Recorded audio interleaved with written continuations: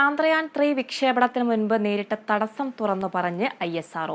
വിനാശകരമായ വിധി നേരിട്ടേക്കാവുന്ന ദൗത്യമാണ് തങ്ങളുടെ കൂട്ടായ പ്രവർത്തനം കൊണ്ട് ചരിത്ര വിജയം നേടിയതെന്നും ISRO കൂട്ടിച്ചേർത്തു. 2023 ജൂലൈ 14-നായിരുന്നു ചാന്ദ്രയാൻ 3-ന്റെ വിക്ഷേപണം. പ്രാഥമിക ഘട്ടങ്ങളെല്ലാം പൂർത്തിയാക്കി വിക്ഷേപണത്തോടടുത്തപ്പോഴാണ് മിഷൻ കൺട്രോൾ ടീമിന്റെ ഭാഗത്തു നിന്നും ഒരു സന്ദേശം വരുന്നത്. പേടകത്തിന്റെ പാതയിൽ ധാരാളം അവശിഷ്ടങ്ങൾ കടന്നുപോകുന്നുണ്ട്. അതുകൊണ്ട് തന്നെ പേടകം ഇപ്പോൾ വിക്ഷേപിച്ചാൽ തീർച്ചയായും ഒരു കൂട്ടിയിടി സംഭവിക്കും. ബഹിരാകാശത്ത് അതിവേഗതയിൽ സഞ്ചരിക്കുന്നത് ചെറിയ വസ്തുക്കളാണെങ്കിൽ പോലും അത് പേടകത്തിലിടിച്ചാൽ ഉണ്ടായേക്കാവുന്ന ആഘാതം വളരെ വലുതായിരിക്കും.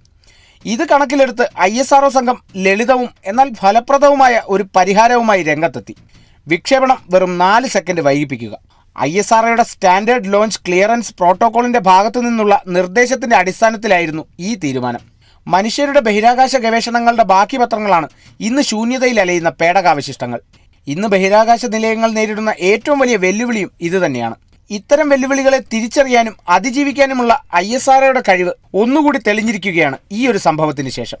ഇതുവരെയുള്ള കണക്കെടുത്താൽ തങ്ങളുടെ മുൻകാല പേടകങ്ങൾക്ക് സംഭവിച്ചേക്കാവുന്ന 23ഓളം കൂട്ടിയിടികളാണ് തങ്ങൾക്ക് ഒഴിവാക്കാൻ സാധിച്ചതെന്നും ISRO റിപ്പോർട്ട് സൂചിപ്പിക്കുന്നു. Science desk, Kerala vision news.